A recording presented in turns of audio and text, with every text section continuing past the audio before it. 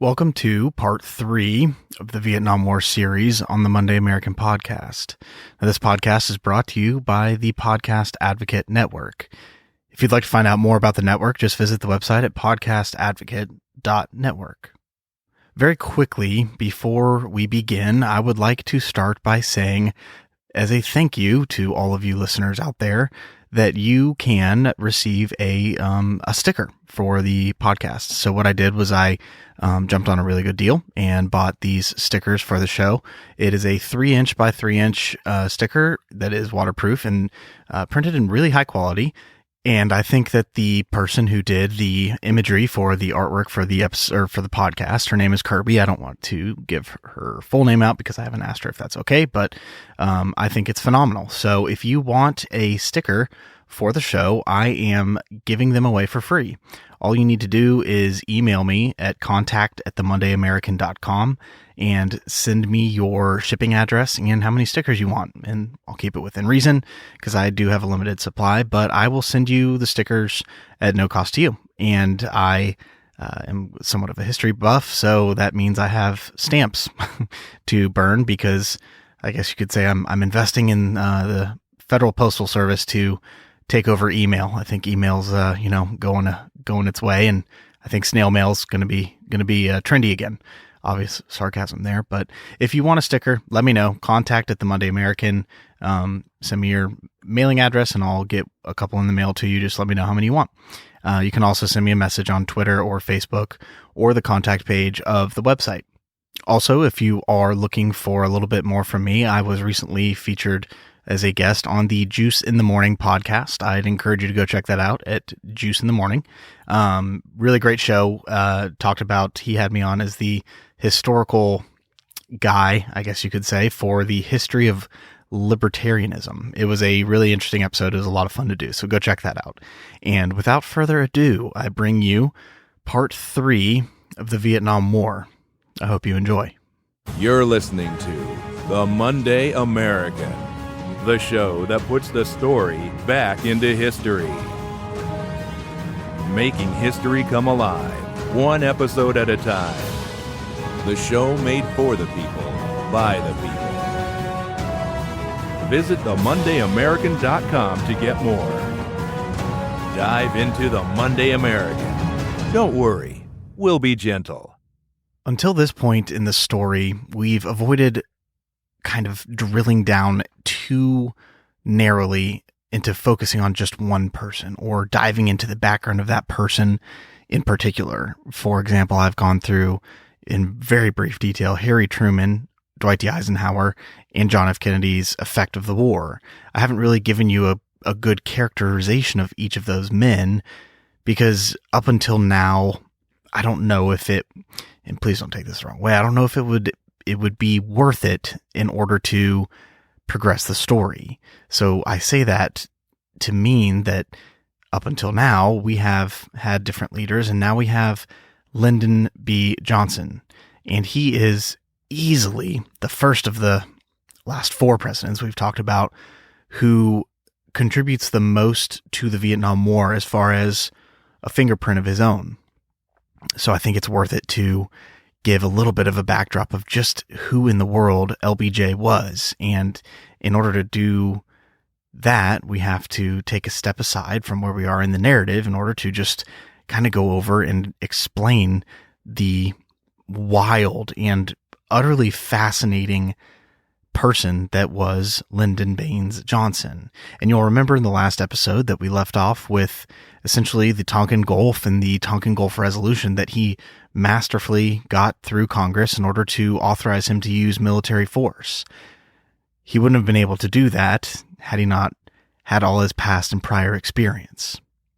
So Lyndon Baines Johnson, he was always a man that paid extreme attention to detail. Details not just of big things, but little things as well.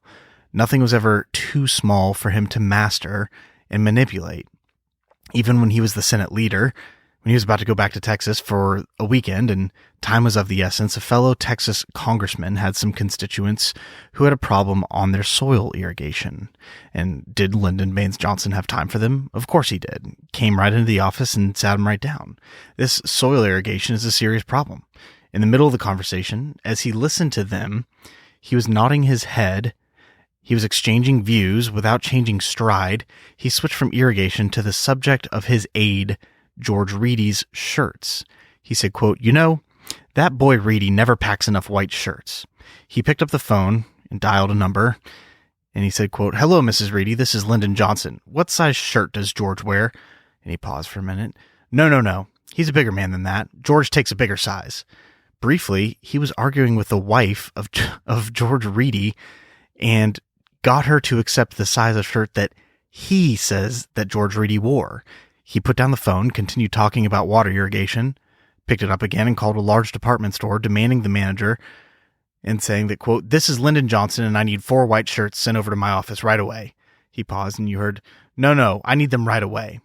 "Yes, you can do it. I know you can. You're a can-do fellow. I know you and I won't forget it." And he hung up the phone and he went right back into the soil irrigation again, without a break in his trend of thought, having done George Reedy's work for him, having assured his wife that she did not, in fact, know what size shirt her husband wore, and having convinced the manager of a major department store that he was a real can-do man. I include this story to give you an idea of this manipulator that LBJ was. He was relentless. He was a man who pushed himself and all others with the same severity, and he demanded, above all other qualities, total loyalty. Not loyalty in the traditional sense, though, not positive loyalty as Dulles had demanded in the administration prior, but total loyalty, not just to office or party or concept, but loyalty first and foremost to Lyndon Johnson. And I include that story from earlier so that you can get an idea, and combined with the knowledge that he demanded loyalty from everyone around him, that if he was a master manipulator already and everyone around him was loyal to him first and foremost, you can imagine the limitless bounds of which he was capable of politicking, especially within Washington, the town, the politics, the atmosphere that he had been in for so long already. So it should go without saying that he was very comfortable with the American governmental and political framework. But one reason that he was never at ease with the American military was his knowledge that their loyalty was very special, that it was first to the uniform and to the branch of service, and only then to civilians in the most secondary way. And to Lyndon Johnson, loyalty was crucial. Washington, after all, was a city as he saw it with enemies everywhere, as though they were sharks swimming in an ocean waiting for any sign of first blood. In one of his very famous quotes, Lyndon Johnson was asking about the loyalty of a potential staffer, and he asked his other staffer, "How loyal is he?" And he said, "Well, he's pretty loyal, sir." And he's, in a very famous way, LBJ was very well known for his, I guess you could say, his analogies. But he said, quote, "I don't want loyalty. I want loyalty. I want him to kiss my ass in Macy's window at high noon and tell me it smells like roses. I want his pecker in my pocket." It should give you an idea of how he viewed loyalty. And the way that he viewed loyalty and the way he demanded it were vastly different from his bitter, I guess you could say bitter rivals of politics, the Kennedys. The Kennedys demanded loyalty out of confidence. Johnson demanded it out of insecurity. Now, if you view his loyalty as an almost desperate act, you would be correct in doing so. It was the other half of the coin of insecurity that made up this great towering figure who was LBJ. He was a man who had accomplished so much. He was so much of a man of Washington, and yet in so many important sections of the city, he felt like he himself was an alien. Later, after he had left office, he became convinced that it was his Southern origins, not the war itself, which had driven him out of Washington, that they had lain in wait for an issue, any issue, and had used the war, which was their war in the first place, as he saw it, to drive him from office. Even as the president, he had been haunted by these feelings. He said, quote, "If something works out, Joe Alsop will write that it was Bundy the brilliant Harvard dean who did it, and if it falls flat, he'll say it was the fault of that dumb, ignorant, crude baboon of a president." So you can begin to see how his insecurities drive him to see an evil or an enemy that isn't exactly there. And they also, and it's very important to understand this, his insecurities drive him to excuse himself from any fault that he does make. And although he was unbelievably insecure about himself, he didn't carry himself like that. He was earthy. He was down to earth. And he was probably the most down to earth president in a century. His speech was often obscene, crass, but at the same time brilliant. Of one of the aides that Kennedy had left behind, he said, quote, "He doesn't have enough sense to pour piss out of a boot with the instructions written on the heel." As he was trying to get rid of J. Edgar Hoover and then finding it was just simply too difficult, he admitted, quote, "Well, it's probably better to have him inside the tent pissing out than outside pissing in." As he was asked by reporters when he was Senate Majority Leader why he hadn't taken a particular speech of Vice President Nixon's seriously, he told them, quote, "Boys, I may not know much, but I know the difference between chicken shit and chicken salad." And once, driving around the ranch, showing its sights to a CBS television team, he stopped in the midst of a particularly rough undergrowth to pee. They asked him if they were afraid a rattlesnake would bite it, and he reported, "Hell, it is a rattlesnake." He was a man who knew the uses of force, flattery, and threat, honing in on the weakness of any man like a heat-seeking missile. He would catalog each man's weakness in that incredible memory of his to be summoned forth when necessary, always wanting to know a little bit more about a potential friend or potential adversary, and everyone, as he saw it, was a potential adversary. As president, he enjoyed reading FBI files, and they gave him a lot of tidbits about some of the people he had to deal with. He had, there's really no other word for it, a genius for reading a man instantly, for knowing how far he could go, how much he could push, how much he could summon from that man, when to hold on to him and when to let go. Now, all of these things considered, it wouldn't be hard to see that LBJ was somewhat of a bully to those around him. Once, before it went all sour on Vietnam, when Johnson was really at the height of his accomplishments, he had complained to Dean Acheson about the fact that for all the good things he was doing, he was not beloved in the hearts of his countrymen. And why was that? Acheson looked at him and said simply, quote, "You are not a very likable man." Johnson would forever quote a maxim of his father's, which was, if a man couldn't walk into a room and tell who was for him and who was against him, then he wasn't very much of a politician at all. And of course, Lyndon Johnson could do it like no other man. And given that, he was a great politician. A key to Johnson was the capacity he had to move men to his objective from their own. That was the way to achieve things in his mind, to deal with men at close combat, man to man. He believed in this in such a deep way, it was almost too deep, since he was not a contemplative man, a man who read books, or he had little belief in the rhythms and thrusts of history. He was convinced that you could accomplish things by reasoning with leaders, by moving them to your goal, manipulating them a little bit, and that finally all men had a price of their own. In part, this helped him bring ample amounts of trouble in Vietnam with his instinct to personalize. He and Ho Chi Minh, they were out there alone in a shootout as he saw it, and he would find Ho's price. He would find his weakness, whether it was through bombing the North or through threatening to use troops, and then he would offer Ho a little bit of an offering, a massive economic aid and regional development, maybe a Mekong River Delta development project. This time he would find himself, however, dealing with a man who was a true revolutionary, incorruptible, a man who had no price, or at least no price that LBJ, with his bombs and dollars, could meet. But it would take him quite a while to find out that he had indeed met his match.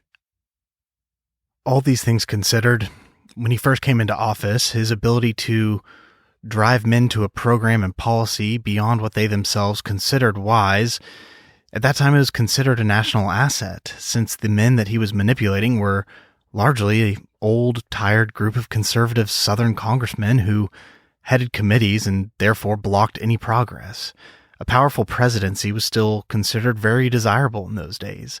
The problem was seen as too much power in Congress and too little in the executive branch, which was exactly the way that a man of Congress recently transferred to the executive office, Lyndon B. Johnson, felt. And like I mentioned in the last episode, the decision in the early months of his administration was to hold the line on Vietnam. And so 1964 began that way, trying to just hold the line on Vietnam and more of the same, as the famous term goes. But as we found out, 1964 became a year when Vietnam could no longer be kept on the back burner. Events there would thrust the country in front of the American people, but it was a year in which the highest level of American policymakers refused to accept the necessity for making important decisions. They tried to delay them, to buy the president a little bit more time. Besides, LBJ was a man who liked choices and options, and they did not think time was working against them, and they decided not to deal with Vietnam in 64, but to keep their options open.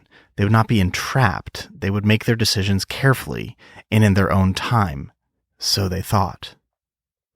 And although the blame for this debacle in Vietnam would lay largely at the feet of Lyndon Johnson and Robert McNamara, and for that matter, several others, but what I want to try to highlight is the amount of misinformation and the amount of abject loyalty, I guess I should say, what loyalty was given to the completely wrong players in this whole game. So in 63, Robert McNamara went on a fact-finding mission to Vietnam, and this information that he essentially came back with was that he wasn't exactly confident about what he saw there versus what he and, at that time, Kennedy and in the future Johnson were hearing about the terms of Vietnam. So on his return, he got together with another part of the administration who went with him, who was also bothered by the reporting from Saigon, feeling that too much had been filtered out from the previous years. So they decided to do a joint CIA Defense Intelligence survey of the situation, and they felt that the situation was fairly bad. At least they thought they were going to serve the president with as honest an evaluation as possible. But, and here's the kicker, the Joint Chiefs of Staff, those are the highest generals in each branch of the military that make up the Joint Chiefs of Staff, they blocked it. They wanted to control their flow of information. Reporting and reevaluating of reporting was a very sensitive subject to them. The proposed survey, they thought, might reflect unfavorably on some very important generals, and it might, by its forecast for the future, take some of the play away from the military in the future. And it might, which it obviously did, give a far more pessimistic appraisal of the status of the war than was originally provided. All of that should go to show that even though LBJ takes a lion's share of the blame here, he was often given false reporting from the get-go, and it just makes this whole entire war even more convoluted and confusing as to where the truth actually lies.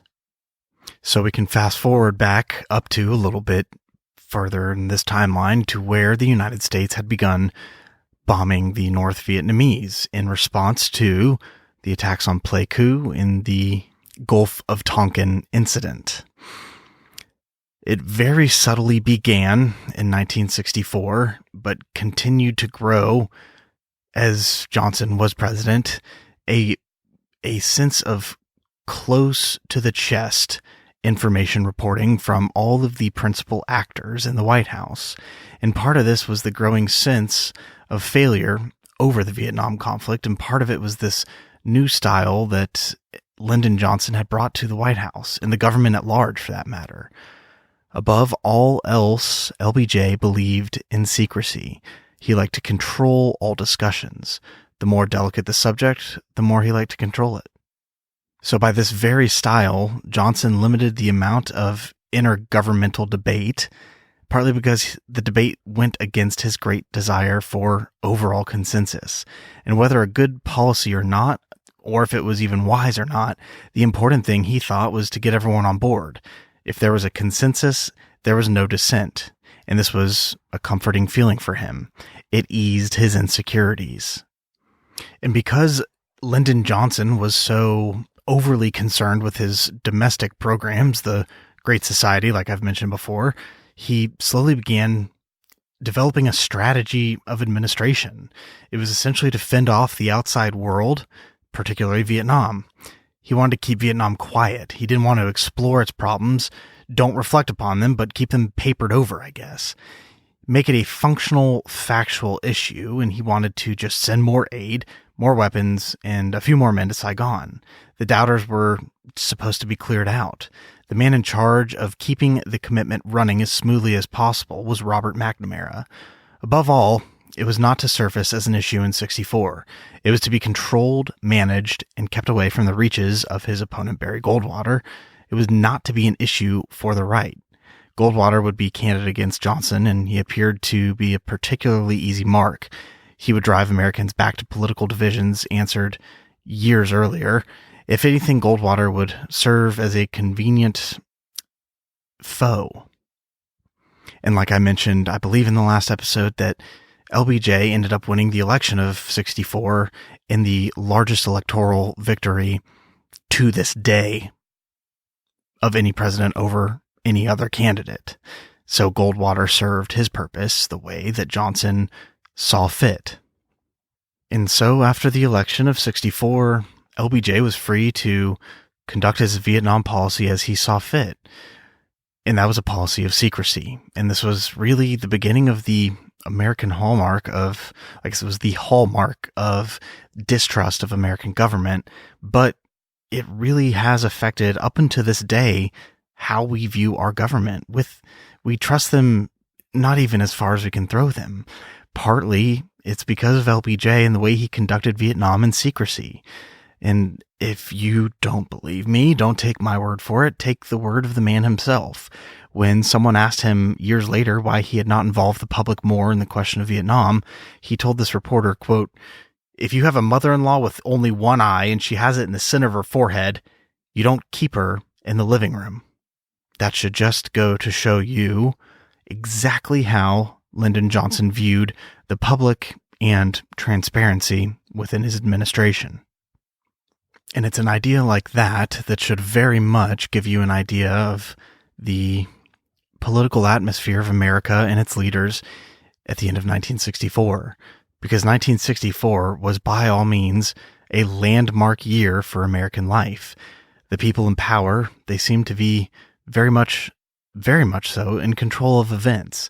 The Cold War still existed, and high-level American political attitudes were still shaped by it. The old liberal Democratic coalition still held together, though some of the participants in it were increasingly uneasy with one another. It was a time when icons were about to be shattered, and when the order of America was about to change. There was a growing citizen restlessness which was not reflected at all in the political order. The politicians and a good many in the population had very different definitions of who the enemies were and what the problems facing the nation were. For existing political structures that still believed that America was threatened from without, while an increasing, alarmingly so, number of educated, articulate Americans felt the dangers were growing from within.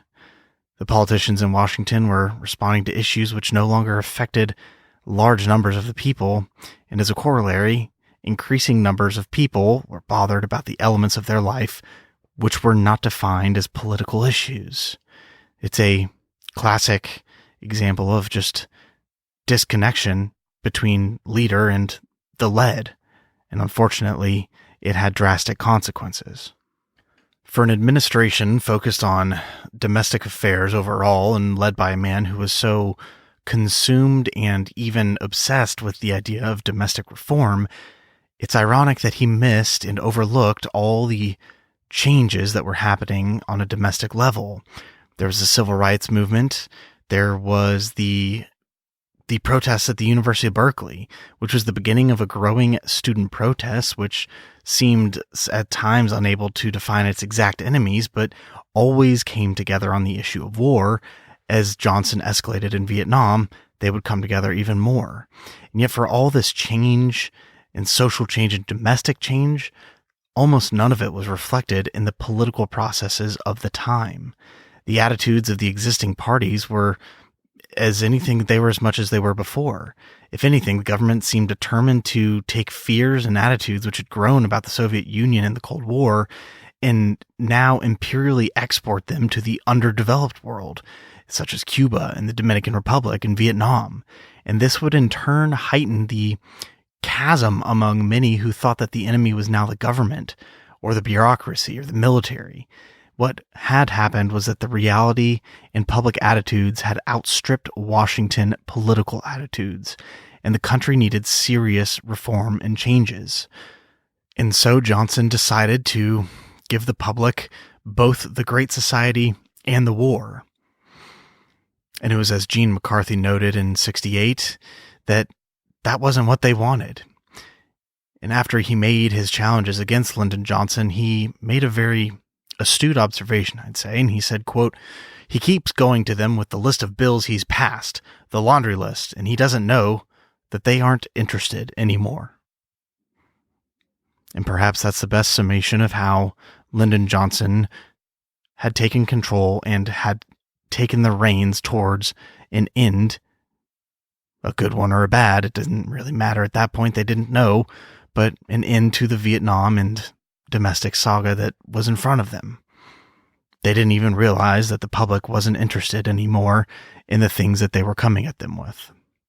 And it was during this time that Lyndon Johnson was beginning to wrestle with himself. He was aware of what escalation would do to his domestic programs. He was wary of the military's promises, knowing that it might be easier to start than finish, and that was his record and his presidency, which were all at stake. And he was also aware of the charge that might be made against him if things went sour, that he was soft and that he had lost a country. His enemies, he knew, were lying in wait out there to turn on him if he ever made the wrong choice on Vietnam and to destroy him for other reasons. What good would it do, he told his friends, not to spend American resources on the war if you lost the war? And in losing the war, you lost Congress, yet also knowing that if he went ahead, he could lose Congress and his great society. He would say to his friends when talking about the dilemma, quote, "If we can get into this war, I know what's going to happen. Those damn conservatives are going to sit in Congress and they're going to use this war as a way of opposing my great society legislation. People like Stennis and Gross, they hate this stuff. They don't want to help the poor and the Negroes, but they're afraid to be against it at a time like this when there's been all this prosperity. But the war, oh, they'll like the war. They'll take the war as their weapon. They'll be against my programs because of the war. I know what they'll say. They'll say they're not against it, not against the poor, but we have this job to do, beating the communists. We beat the communists first, then we can look around and maybe give something to the poor." And someone who was there that evening, as the long quote that I just read to you of LBJ was drawing to an end, wrote in his diary and said that it was as though he was with a man who had just had a premonition of his own death. But the death that LBJ had foreseen for himself was still quite a ways off.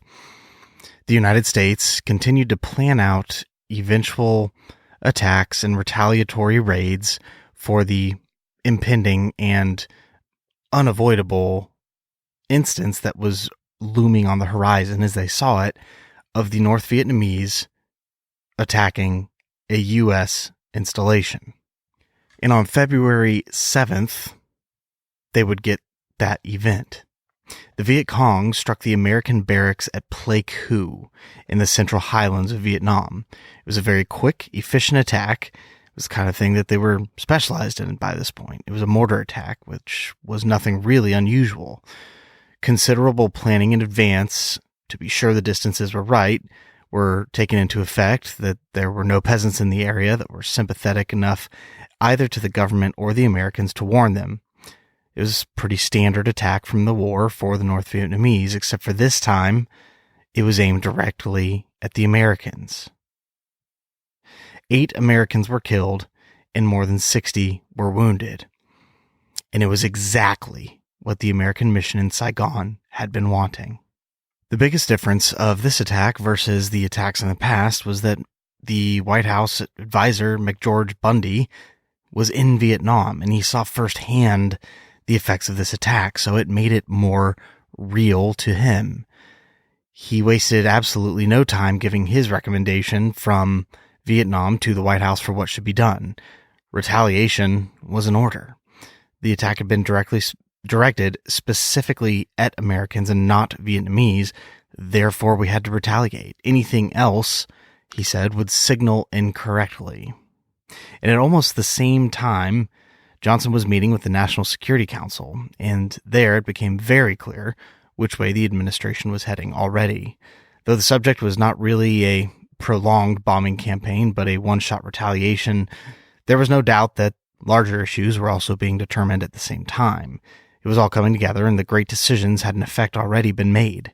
Johnson, after all, did not use the National Security Council to determine policy. He considered it too large and too bulky, and therefore too prone to leaks. Too many people who talked too much were in the same room.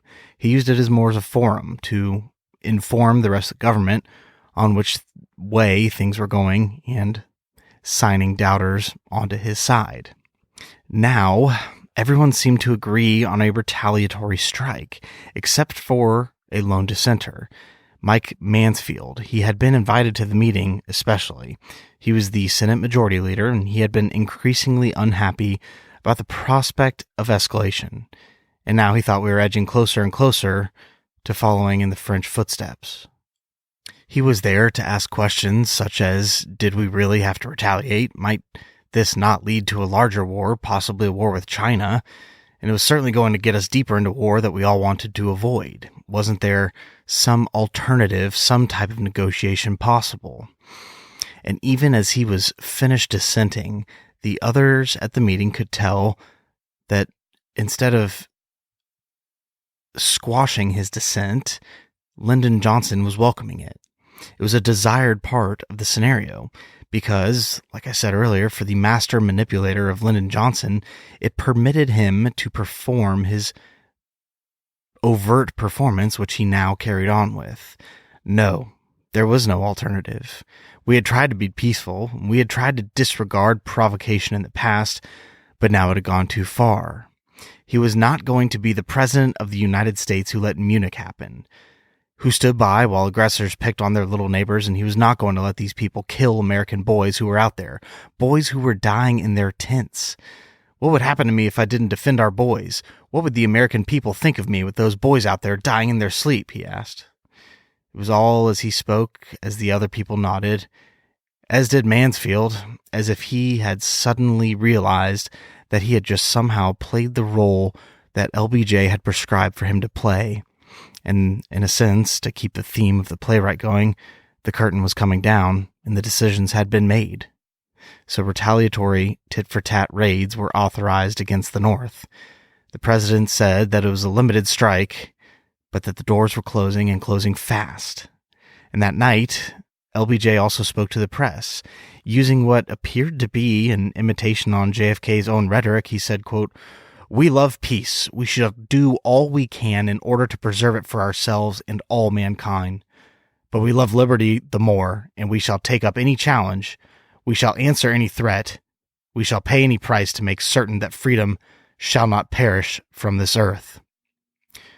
Which was very strong rhetoric for an attack that was basically no different from any other Viet Cong attack over the last 4 years of the entire war. And although McGeorge Bundy had already given his official recommendation for retaliation against this play coup attack, he was flying home, and while he was doing it, he was writing his official report for the situation. And it's a report that it was itself a landmark in showing how far bad policy had gone. It started with the false premise of a terrible China policy that all the best rationalists had built their assumptions on.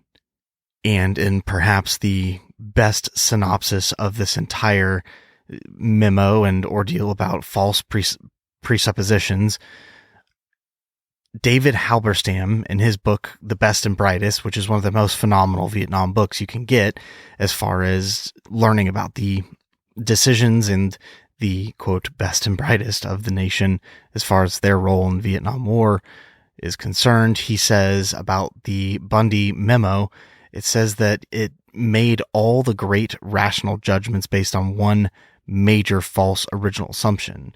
And he likens it to, quote, "It was as if someone had ordered the greatest house in the world using the finest architect, the best stonemasons in the world, marble shipped from Italy, choicest redwood for the walls, the best interior decorator, but had by mistake overlooked one little thing. The site chosen was in a bog." And I can't think of a better synopsis of the entire presupposition of the Vietnam War other than that. And based on this false assumption of logic, McGeorge Bundy wrote a official memo in what was almost, as David Halberstam says, to be a mockery of himself, because he was always the one to put down illogic very quickly in others. But neither here nor there. The official memo asserts things like, quote, "We cannot assert that a policy of sustained reprisal will succeed in changing the course of the contest in Vietnam. It may fail, and we cannot estimate the odds of success with any accuracy. They may be somewhere between 25 and 75%. What we can say is that even if it fails, the policy will be worth it." It was in a way reflecting on one of the problems of the people in this Kennedy-Johnson administration, in that they always thought that no one else was quite as smart as they were, and that they could play the game, and they were the one who was able to bend around the rules while everyone else was trying to figure out the score. Clearly, by bombing and not sending troops, they would be doing far less than the maximum effort, and the military and the Vietnamese knew it. Of course, there would be cries to do more later and go a little bit further later, and they were leaving themselves open to that situation. The entire memo opened with, quote, "The situation in Vietnam is deteriorating, and without new U.S. action, defeat appears inevitable. The international prestige of the U.S. and a substantial part of our influence are directly at risk in Vietnam." It continues down a little bit further by saying, quote, "The prospect in Vietnam is grim. The energy and persistence of the Viet Cong are astonishing. They can appear anywhere and at almost any time. They have accepted extraordinary losses and they come back for more. They show skill in their sneak attacks and ferocity when cornered, yet this weary country does not want them to win." And what followed at the end of the memo was the recommendation for a sustained campaign of bombing against North Vietnam. And given the sure-footed Bundy, it was a mockery of himself, saying things like, even if it fails, it'd still be worth it. It highlights the idea that the meaning of failure to him and, frankly, the rest of the men in that administration, around all of them, failure was an alien thing to them. He was so confident in himself, in his tradition, and what he represented, that he had absolutely no concept about what failure might really mean. To the full extent of it, it never really entered the calculations. He and the others around him had all achieved success. They had won awards. They had climbed in business and their schooling. Each position had brought them higher than the last. They, of course, paid the price, though. Along the way, pragmatism had again and again confronted morality, and morality had been sliced up. But it had always been, as they saw it, for the greater good of the career. It was the American way, ever upward. Success justified the price that they were willing to pay. Longer and longer hours invested, the long day became a badge of honor, and the long day brought greater titles and success. It was all worth it to them, and after all, success was the American way. The way they saw it was that D.C. was the company town and the company country where success mattered, and in the end, they could not give up these positions and those titles for anything. These were the only things they had left that set them apart from anyone else. They had no other values, no other identity, and their success and their titles was wrapped up in their identity. Halberstam writes that men like, quote, "McNamara, able to escalate in Vietnam, knowing that he was holding the Joint Chiefs of Staff back on nuclear weapons, men able to excise Vietnam from their moral framework. So they could not resign. No one decision, not even a war, could make them give up their positions," end quote. And McBundy and the others had all been partner to so precious little failure in their lives that there was always this sense that no matter what, as long as they were involved in it, failure could be avoided, almost deflected off onto someone else other than themselves.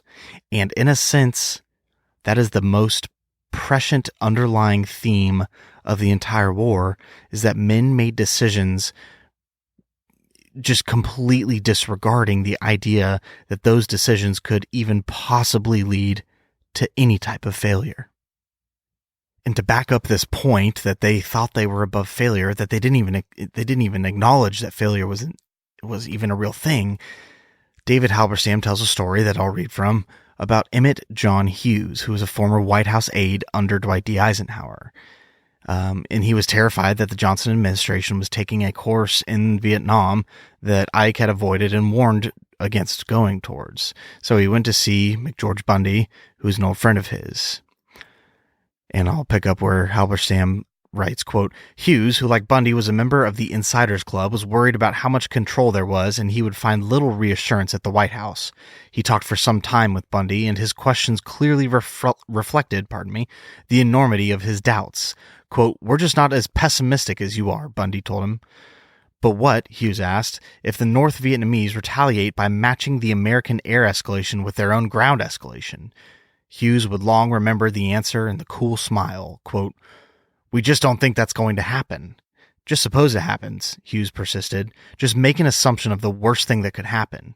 Quote, we can't assume what we don't believe, Bundy answered, chilling Hughes so much that 5 years later he could recall every word of the conversation. And if that passage doesn't enlighten you to the magnitude at which these men just didn't even consider failure as a real thing, I really don't know what will. But that should go to show you the underlying mindset of the men who were making the decisions about this war. But the failure of those men to make those decisions and be honest with themselves and with the public, it doesn't rest solely on their feet. In April of 1965, the military was asked to do an estimate for General Westmoreland, the combat leader in Vietnam, on the enemy capacity for reinforcement.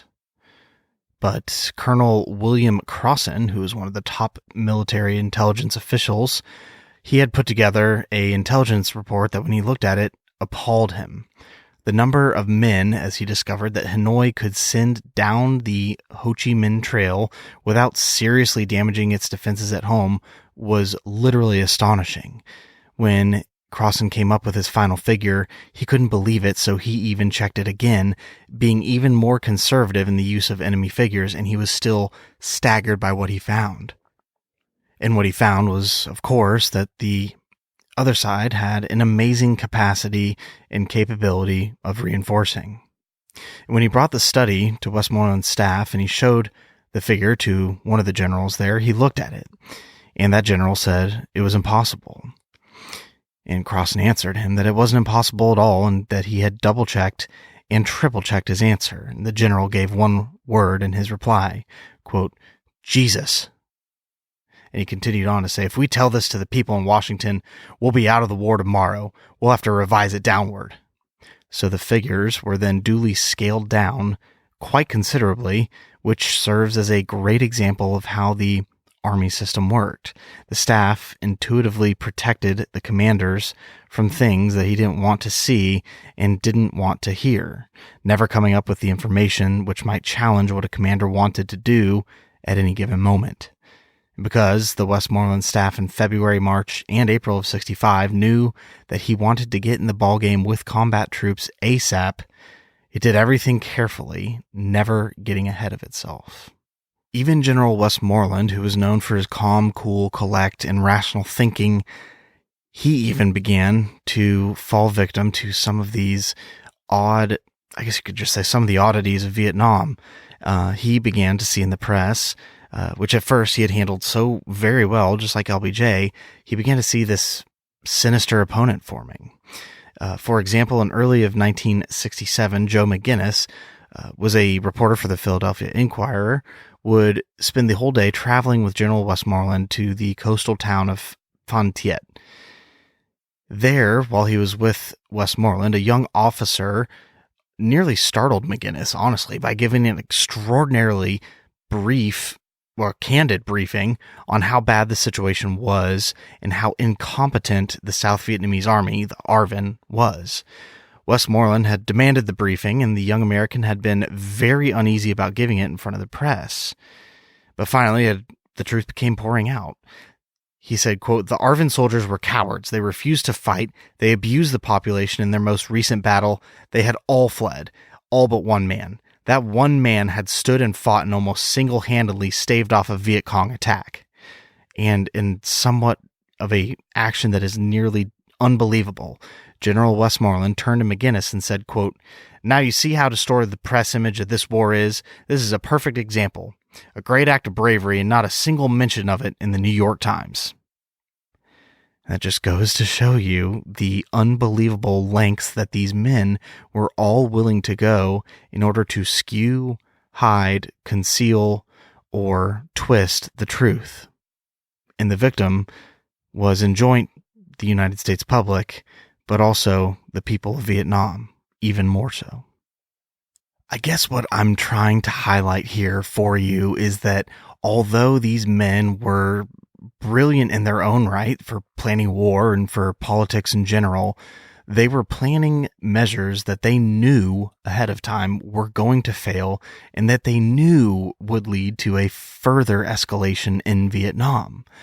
6 weeks after the bombing of Rolling Thunder, the big bombing campaign of Lyndon Johnson, a lot of people point to that as the real beginning of the escalation of America's involvement as far as operational offensive attacks and things of that nature. But the bombing campaign, 6 weeks after that was done, it became incredibly clear that the only effect it had was it showed that the North Vietnamese would match the escalation of the air war of the U.S. with a ground escalation of their own, as so many of the dissenters had already warned.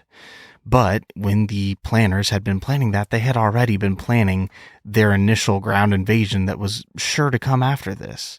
And Westmoreland was quick to write for his next request. He wrote that as for the bombings, they were helpful and they should continue just to keep the pressure up, but it wouldn't do the job alone. There would, however, have to be more ground troops, he said. And it was basic to any kind of success, as he was arguing, and there was a complete agreement on this, that the ARVN could not do it on their own, and they were having a very hard time filling up depleted units rather than creating new ones. He argued, and his strategy was in general, that the thing to do was to get the troops in country first and then worry about the strategy later.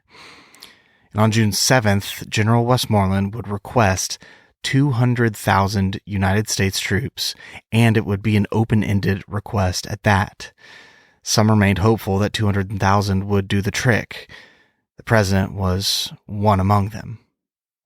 As for the open-ended nature of Westmoreland's request, Halberstam writes that, quote, "There was of course a dual advantage in not defining the number of men and the mission. First, it permitted the principals, the main actors, themselves to keep the illusion that they were not going to war. And it permitted them not to come to terms with budget needs and the political needs. Thus, if the mission was not defined, it did not exist, and if the number of troops was not set, it could always be controlled. Second, if the figure was not decided upon and crystallized within the inner circle, it could not leak out to the press and to the Congress. If you carried the figure in your own mind, no one could pry it out. All they had were those thin, and sometimes not so thin, slices of increments that slipped out, and even those you could and would dissemble about." Now, I don't know if that was an intentional part on the behalf of the, as Halberstam calls them, the principals, the principal actors of these decisions, but it certainly was something that probably was a very subconscious, at worst, subconscious thought amongst them, that they were just pretending like it didn't happen, just like they were pretending they were incapable of failure. Although they debated back and forth, the eventual United States troop level would be set at 175,000 men. The only loose ends, as far as they were concerned, were the questions of how public or how not public to go with the decisions and whether or not to call up the reserves. Robert McNamara prepared a draft press release which announced that 100,000 more Americans were going to go, But that was not what the president wanted, and he sidetracked it. The speech that was written for this press release, it put the blame mostly on China for its aggressive policies, and that speech ended with, quote, "They are watching us to see whether we have the determination and resolution to stick with it. They are betting that we don't have it. We are, finally, being tested. The enemy is looking for the answer to how long we will resist. We have that answer in the words of a distinguished American who recently died, quote, till hell freezes over." But that wasn't what the president was looking for. It was too overt with his policy of scaring the Congress and the press. And instead, he decided he would only make public about 50 of the agreed upon 100 to 125,000 that they were going to make public. Then he later lied about it in his memoir, which goes to show you the kind of man he was. It was, in fact, at that time, the very real beginning of a very large credibility gap, and Lyndon Baines Johnson was the driving part of it. And so were all of his top advisors. They knew they had decided on a larger figure and that it was a quantum jump into escalation, and that they were being party to a major deception of the American people, that many, many more far-reaching decisions had been made that they were admitting at that moment. Johnson said, quote, "I think we can get our people to support us without having to be too provocative and warlike." So he went with the choice of expanding the war without going on a wartime footing, which should give you the goosebumps because that's expanding a war without getting a declaration of war from Congress. He had decided that this was the correct route. It was the centrist and the moderate one, which Halberstam writes, and probably the most glowing bit of irony, that, quote, "Only Lyndon Johnson could go to war and be centrist and moderate all at the same time." And by that August, troops were streaming into the country, and by September it was clear that the original estimate of 175, of which the public only knew about a fraction of, it would probably go as high as 210,000 by the end of the year. Still, though, there was this odd sense that they were in control, and one of the greatest illusions of this entire war for both the French and the Americans was that they could control the rate of war, when in reality the other side always did. The North Vietnamese could escalate or de-escalate the tempo by deciding how many of its own men to send into battle at any given time, and they did so throughout the entirety of the war. It was a mistake that the higher-ups, the, quote, best and brightest, never, ever learned how to see. But none of that mattered. The decisions had been made, and the troops were already on their way. As it turns out, it wasn't just American troops that were on the way, but also North Vietnamese troops that were on their way from Hanoi. In the summer of '65, they had moved to match American escalation as best they could. They had been bringing first-line units of North Vietnamese Army, which Halberstam writes as one of the greatest infantries in the world. They moved them down the Ho Chi Minh Trail, ready to neutralize the American buildup where it started. They wouldn't fight in the guerrilla style, which had marked the hostilities of them in the past, and they would not fight in the populous regions of the Mekong Delta. Instead, they would wait in the highlands. They would fight in horrible terrain that was very favorable to the defender, and they would meet American main force units there where they had the advantage. Almost every battle, at least more often than not, they chose both the time and the place. American forces would provide a shield to the ARVN. The NVA regular forces would provide a comparable shield for the Viet Cong. The American force was, as it turned out, becoming neutralized even as it was arriving. So in mid-November of '65, regiments of the North Vietnamese Army stumbled into units of the elite 1st Cavalry, which was the new helicopter troop division. The result was a bloody and ferocious battle in horrific and difficult terrain, which came to be known as the Battle of the Ia Drang Valley. And that is IA-DRANG.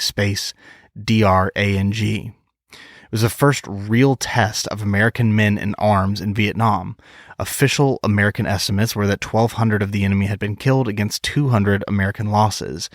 To General Westmoreland and his deputy, General William Dupuy, I'm not sure how you pronounce that, DEPUY, pardon my ignorance, it was viewed as a considerable American victory. It proved the effectiveness and, as they saw it, the validity of the new air mobile concept, that we could just go and strike at the enemy at his base camp areas and overcome normal logistical limitations with our new technology. It was a range, as they saw it, and mobility that had been denied to the French that was now available to us. And this battle encouraged the American military in their preconceptions and their instincts that the aggressive use of American force and strike power against the enemy in his distant base camps would eventually destroy his forces and his will. It's a kind of a circle jerk of a military opinion, if you ask me. But there were others who were from the military that had a very different view of the battle. Very famous General John Van, he was a Colonel, John Van, who had been in the Army, but he had resigned from the Army in protest of the policies that were being implemented. He had come back to Vietnam as a civilian official. Well, he conducted his own private investigation of the battle, and based on his considerable knowledge of the enemy tactics, as he had been in Vietnam for a long time before this, he decided that the battle represented something entirely different than what Westmoreland and his Deputy General Dupuy thought. Van came to the conclusion that the North Vietnamese had deliberately been taking unusually high casualties in order to see where the Americans were vulnerable. And in the process, they had come up with the answer.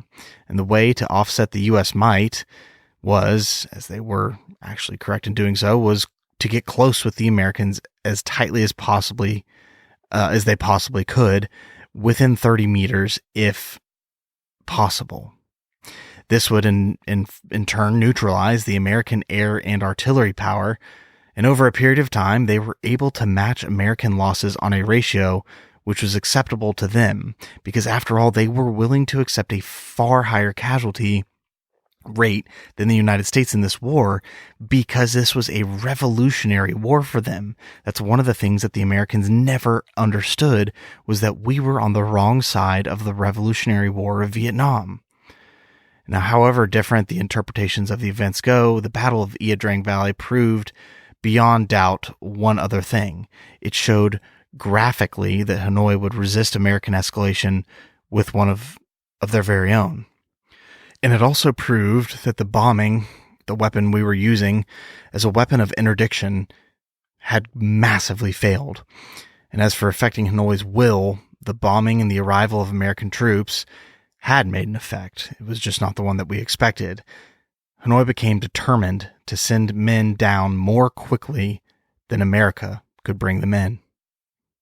And because Hanoi was sending down all their troops, it prompted a new strategy of warfare for the American military, specifically the Marines in South Vietnam.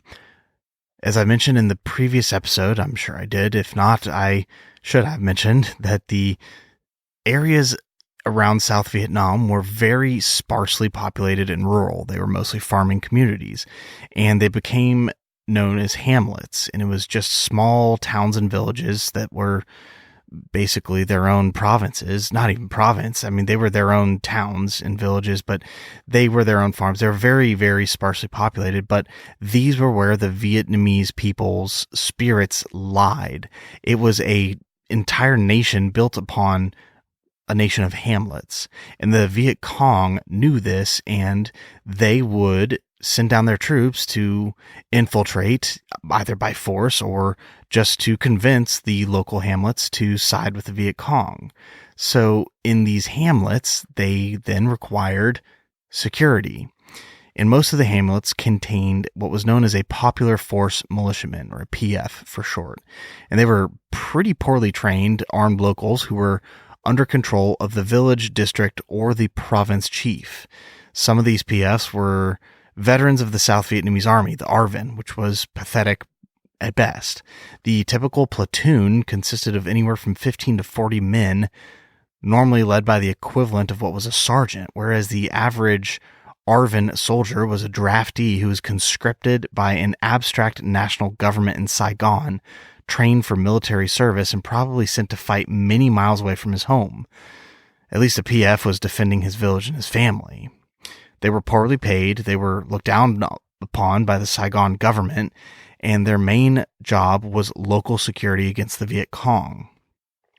Now, for all their problems, the PFs did offer a very big asset. They had extremely close ties with the people that they were defending, which was, after all, what Westmoreland said, the point of the entire war. If you win the hearts of the people, you win the war. It became part of the popular Marine belief that a, quote, combined action, as they called it, Marine and PF unit could provide security for the base and at the same time solidify the loyalty of the local people. So they became known as the Combined Action Platoon. Now, over time and with much training from the American Marines, these PFs learned much better discipline and military skills, and the Americans learned to proceed with patience and diplomacy towards them. The Marines came to appreciate and better understand the local culture. One rifleman said, quote, "I didn't think I'd ever see people living in more squalid and degrading conditions than what I'd left behind. My attitude changed towards these people. As I got used to their way of life and started to see their customs and rituals from their points of view, I began to understand that things I took for granted as an American did not apply to this culture."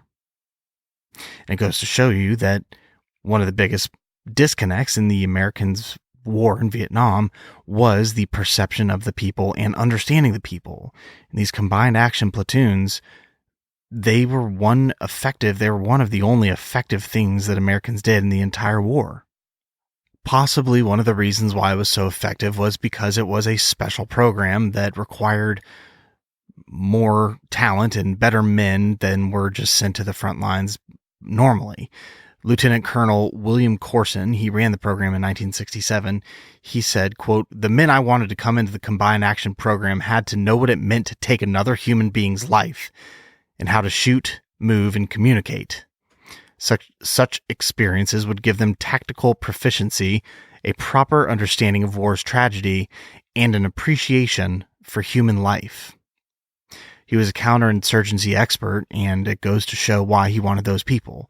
An appreciation for human life was one of the things that many, and I do not mean this by any means as a slight against the American military man in Vietnam, but we had a different outlook there, that the Vietnamese just weren't people. We didn't understand who they were, and it bred the natural misunderstanding of the devaluation of human life in Vietnam.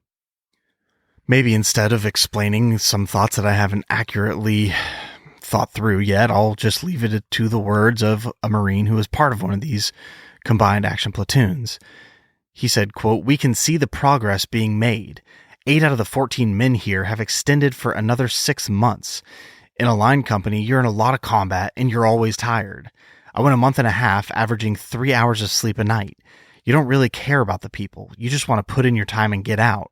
Here, with the CAP, you're not just killing the VC, you're helping people, and you can see the progress you're making."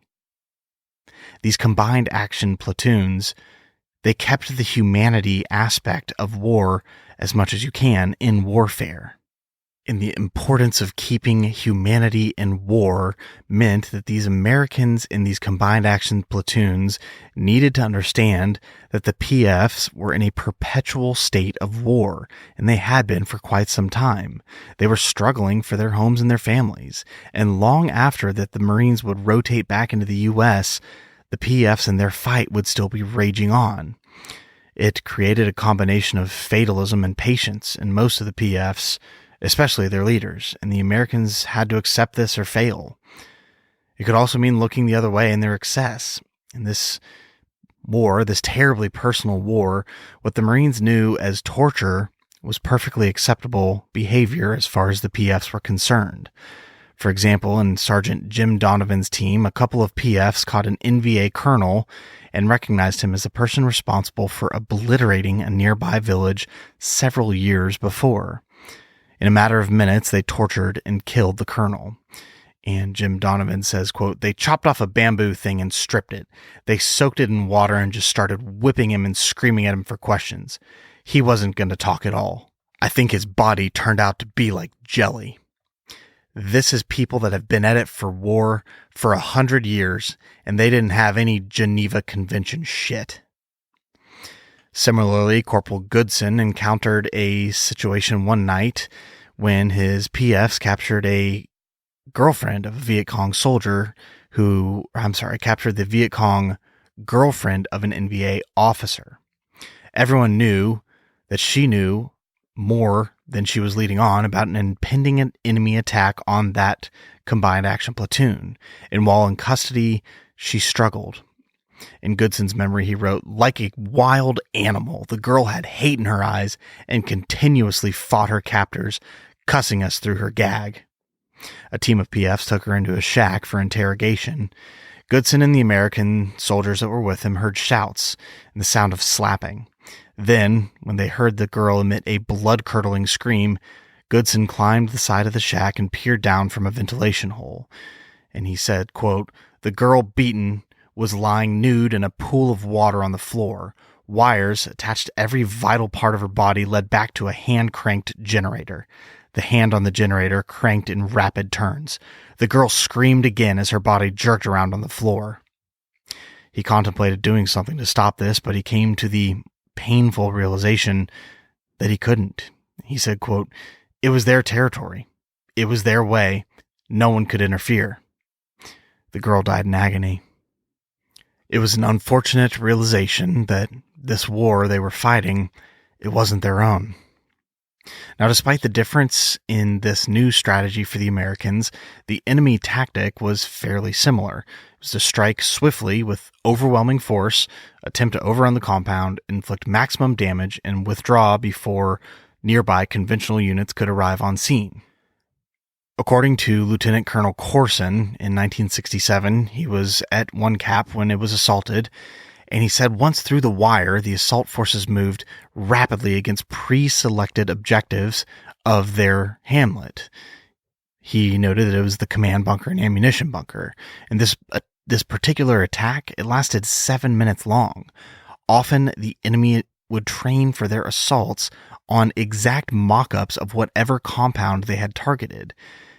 Because of these elaborate rehearsals, the average enemy soldier was well prepared to kill at close range.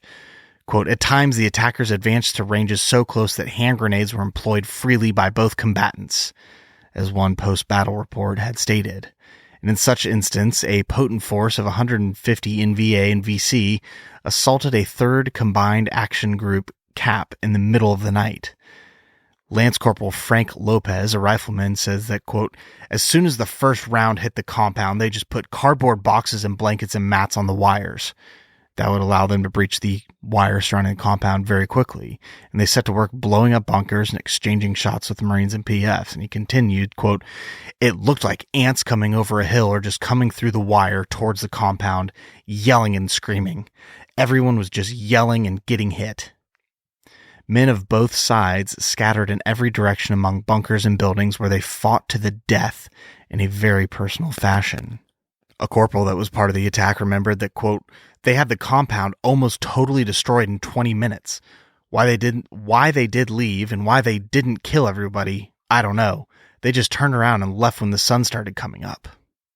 In reality, they probably withdrew for the fear of getting completely annihilated by the United States Air Force or rescue forces. Although they left, they had killed 7 Marines and 11 local PFs. Eventually, the United States would graduate from this limited shield philosophy into more of a search and destroy philosophy. And from that, a policy of attrition, which would prove in the end to be so extremely costly to Lyndon Johnson. It was perhaps the worst possible policy for the United States of America. It meant inflicting attrition upon the North, which had merely to send 100,000 soldiers south each year to neutralize the American fighting machine. Add to that the fact that one side was a nation with the nationalist element of unity and the communist element of control, that the bombings helped unite its people and its leadership was able and popular, and that its people were lean, tough, and they believed in their mission. There were no free newspapers, no television sets, no congressional dissent, and that this war was not only the top priority, it was the only priority that they had. And going up against this was a democracy fighting a dubious war some 12,000 miles away from their own home. The democracy had long overdue social and political programs that needed to be paid attention to at home, and there was such an uneasiness about the war in Asia that its political leader felt compelled to sneak into a war entirely, rather than confronting Congress and the press openly with his decisions. The Congress and the press would continue to be free, and doubts about so complicated a war would never subside. In fact, they would grow. And TV would certainly bring the war home for the very first time to all those people back home.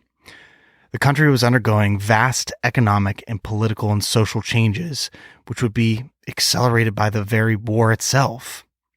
And lastly, probably the biggest problem with all of this, was the problem with limited warfare on its own. It was once so popular an idea in the early JFK days that saw a nation of 200 million people fighting a limited war against a small Asian nation of 17 million. Except, as happened in this case, that small nation decided to take the one action involving limited war that they knew for sure, and historically has been proven, to be able to overcome the overwhelming obstacles in their way. They answered with the only way that you can truly beat a limited war from an aggressor country, and that's to fight that aggressor country from a stance of total, all-out warfare.